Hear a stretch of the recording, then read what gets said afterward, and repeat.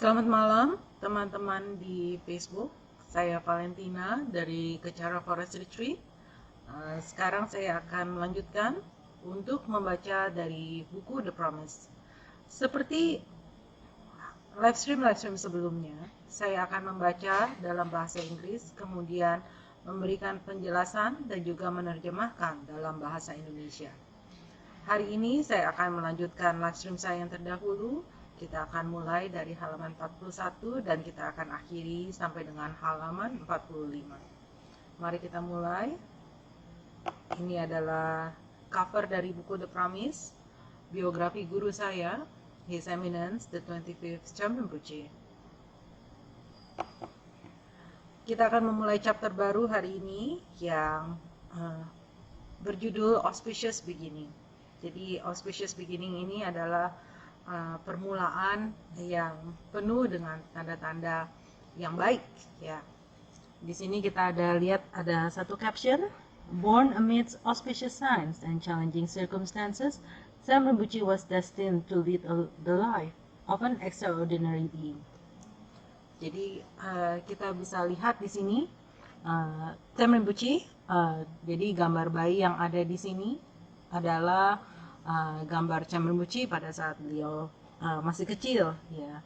Jadi beliau ini Cham Rinpoche itu lahir di tengah-tengah tanda-tanda yang baik, dan walaupun keadaannya cukup sulit pada saat itu, Cham Rinpoche itu ditakdirkan untuk hidup sebagai makhluk yang luar biasa.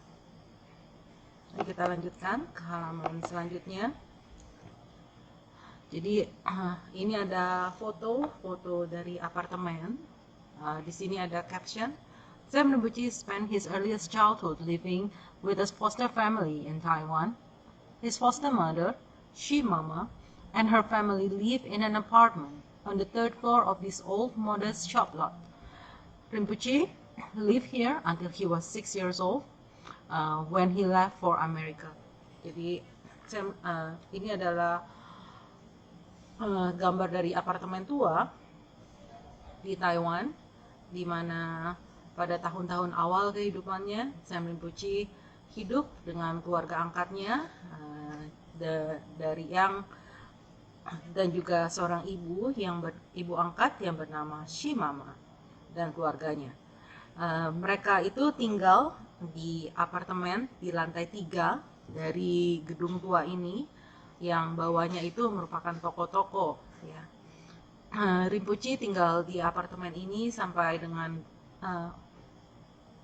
dengan beliau berumur 6 tahun, di mana kemudian beliau pergi ke Amerika.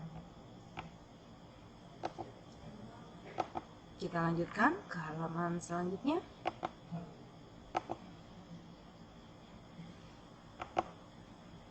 Jadi ini adalah foto Rinpoche pada saat beliau masih kecil. Di sini ada caption, Buddha always choose to be born in the most difficult circumstances, out of pure compassion to benefit others. His Eminence, the 25th Cham Rinpoche, is one of such extraordinary being. Jadi Buddha itu selalu memilih untuk terlahir dalam keadaan yang sulit, karena kasihnya yang sangat besar untuk memberikan manfaat bagi makhluk lain. Dan guru saya, His Eminence, Cham Rinpoche yang ke-25 itu adalah salah satu makhluk yang luar biasa ini. Kita lanjut ke halaman selanjutnya, halaman 45.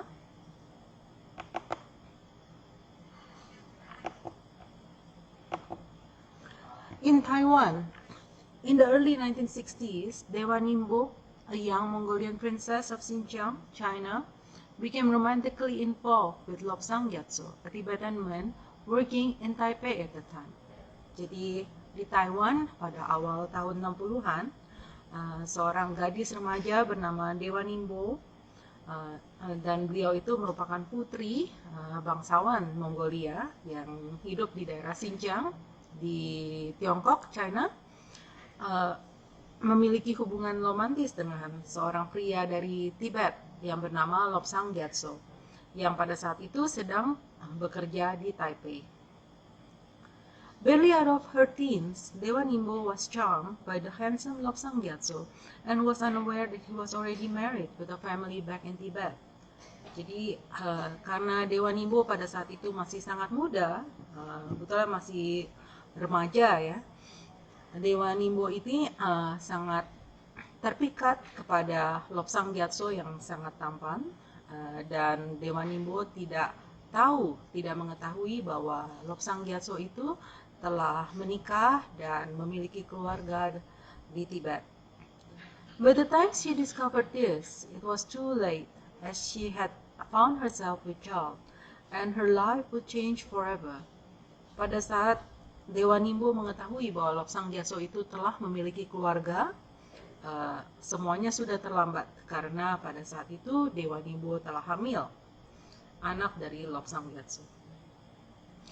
As soon as she learned of his marital status, Dewa Nimbo, who was devastated and humiliated, left Lobsang Gyatso and never spoke to him again.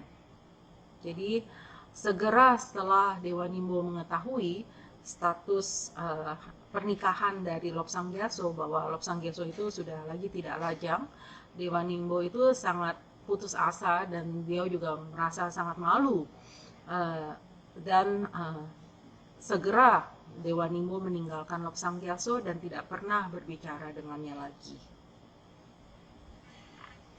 Kita lanjut ke paragraf selanjutnya.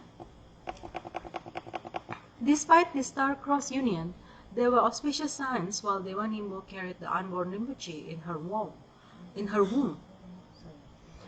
Walaupun hubungan yang kurang mengenakan ini, ada banyak tanda-tanda baik ketika Dewa Nimbo sedang mengandung Rinpoche di rahimnya. During the 9 months of pregnancy, Dewa Nimbo had dreams every single night of a white baby elephant entering the courtyard, and she would tie it to a tree.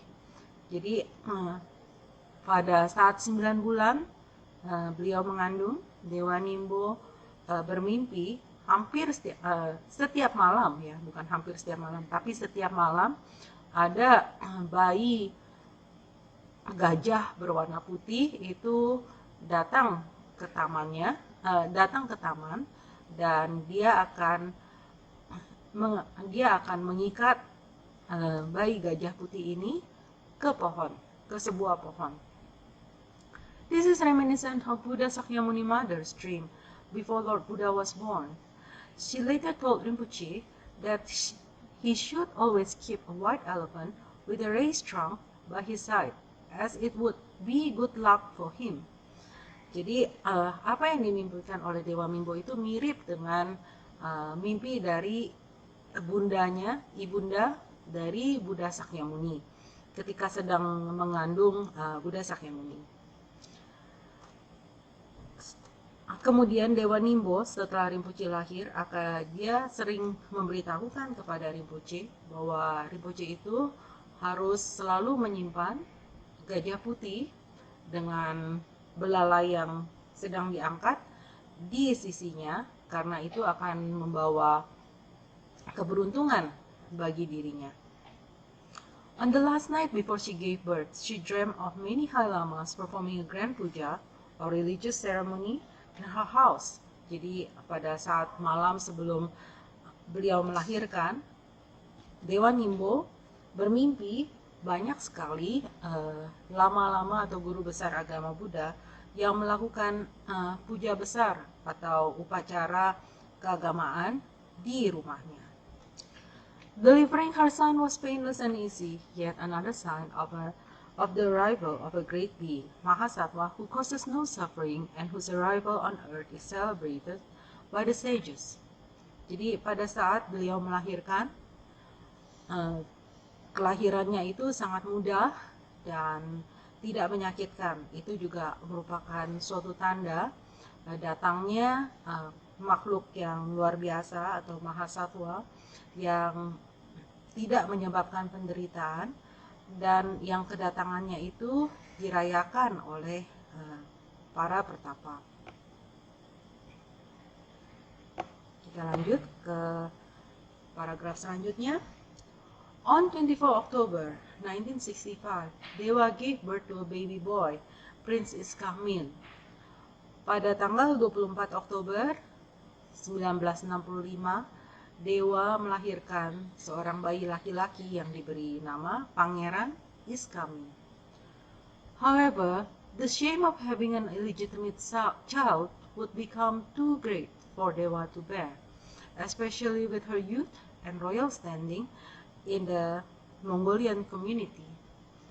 Jadi akan tetapi meskipun banyak pertanda baik yang dialami pada saat sedang mengandung maupun melahirkan, Dewa Nimbo itu merasa sangat malu karena beliau memiliki anak di luar nikah, dan rasa malu ini akan menjadi terlalu besar bagi Dewa ya untuk ditahan oleh Dewa, terutama karena beliau pada saat itu masih sangat muda dan juga beliau merupakan keturunan kerajaan ya, anggota keluarga kerajaan, sehingga beliau itu banyak orang yang memperhatikan dirinya di komunitas Mongolia. When he was as young as 7 months old, there were already strong indication of Rinpoche's spiritual imprints from previous lives. Jadi ketika Rinpoche masih kecil, sekitar berusia 7 bulan, beliau itu sudah banyak indikasi-indikasi kuat bahwa dari pertanda-tanda dari kehidupan sebelumnya, pertanda spiritual ya bagi Rinpoche. Biksu dikirim dari sebuah biara ke rumah ibunya, ya. Jadi monks were sent from a monastery to his mother's home to find and recognize the royal baby as a reincarnated High Lama. Jadi ada satu grup biksu, sekelompok biksu yang dikirim ke rumah Dewa Nimbo untuk menemukan, untuk mencari dan menobatkan atau mengidentifikasi bayi laki-laki ini adalah reinkarnasi dari guru besar pada kehidupan sebelumnya. They requested to officially recognize the child and later take him to the monastery for his spiritual education. Jadi para biksu ini meminta izin kepada Dewa Nimbo untuk menobatkan anak ini sesuai dari reinkarnasinya yang terdahulu, dan kemudian membawanya ke biara untuk menjalankan pendidikan spiritualnya. However, the young mother declined and did not allow them to take him away. Akan tetapi ibu muda ini menolak dan tidak membiarkan para biksu ini membawa anaknya pergi. She said that if he was really a High Lama, he would eventually find his own way to his spiritual path. Menurut Dewa Nimbo, apabila bayi laki-laki ini benar-benar merupakan reinkarnasi dari guru besar, beliau akan menemukan jalannya sendiri, jalan spiritualnya sendiri. It is probable that her reticence was due to the fact that every monk who enters the monastery would need to register his parents' names, and the young mother was not willing to publicly acknowledge the father of her child. Jadi sebetulnya kalau dipikir sangat mungkin bahwa sebetulnya dia itu Dewa Nimbo itu menolak karena setiap biksu yang masuk ke biara itu harus mengumumkan nama orang tuanya, ya. Dan ibu muda ini, Dewa Nimbo, tidak mau dan tidak bersedia untuk mengakui siapa ayah dari anaknya. Soon after the infant was given over to the care of a foster mother, a Chinese woman named Shimama. Tidak lama kemudian, bayi ini diberikan untuk dirawat kepada seorang ibu angkat yang bernama Shimama. He lived with Shimama, her husband, who was an army officer, and his 3 foster brothers in a small squalid apartment on the 3rd floor above a sundry shop, facing a main street in Taipei. Jadi anak bayi ini tinggal bersama Shimama, suaminya yang merupakan tentara, ya, anggota tentara, dan juga 3 saudara laki-laki angkatnya di sebuah apartemen kecil, ya, di lantai 3, yang bawahnya itu adalah toko serba ada, yang di depan jalan utama, satu jalan besar di Taipei, Taiwan. Nearby was the neighborhood school, which the young Rinpoche attended. Di dekat apartemen ini ada sebuah sekolah yang dimana Rinpoche pada saat masih muda itu bersekolah di sana. Jadi kita telah sampai kepada halaman 45. Saya akan melanjutkan pembacaan The Promise pada live stream saya selanjutnya. Jadi kita tutup live stream hari ini dengan doa dedikasi dalam bahasa Tibet. Kita mulai. Jajab Sencho Rinpoche, pakai panam ke gyuche, ke panyamba mitayang, gona gongdu pewas. Toni tonga Rinpoche, pakai panam ke gyuche, ke panyamba mitayang, gona gongdu pewas. Tasochi sapa ke wadi, tandan droa kulanga pana. Cepa jesu no sandra pai, tampi nyimborin lusa shesho. Kewa kuntu yenda ramada, nami joki pala lotuchi, sana langi yode rangune, doji changi gopanyo tosu. Gewadi inurura, lama sangi rukune, doa chikyang mahupa, dei sala gopasu.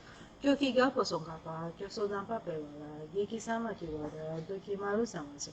Dana sengi dusundang, diwasoh niratane, jawa lo sandra pai, tanpa yuri pa gyuchi. Imo de Alexander, Hime Guya Delasi, Nisan Taku Delafel, Concha Sungi Kingilo, Concha Sungi Moduso, Concha Sungi Trashisho, Yeson Lama Kusara Kanchi, Nampratile Chochu Gepada, Lopsante Pedro Misasungi, Doe Museta Tone, Yuchi, Lari Rawe Koe Singamir, Penang de Wamalu Gimoni, Kernesi Condensing Yasoi, Sapesi Tepatu, thank you. Tumpai ngoduk malupan, di dalam serviso, kodon tepalo curang, cepat cuci Terima kasih karena telah mengikuti live stream saya. Sampai jumpa di live stream selanjutnya. Terima kasih.